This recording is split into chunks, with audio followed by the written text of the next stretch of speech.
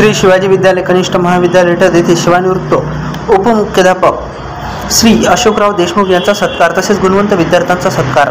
रिठद येथील उच्च प्राथमिक प्रमाणपत्र परीक्षा 12वी 2024 मधील गुणवंत विद्यार्थ्यांचा सत्कार शिक्षक आमदार किरणरावजी सरनाईक यांच्या हस्ते करण्यात आला।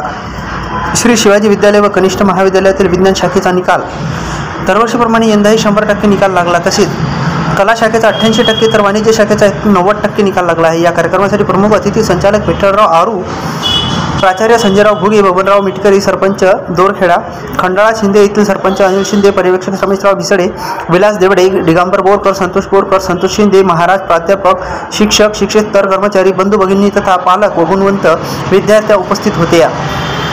स्थानिक रिसोड प्रतिनिधी नारायणराव अरू पाटील, ईडी न्यूज 24 साठी।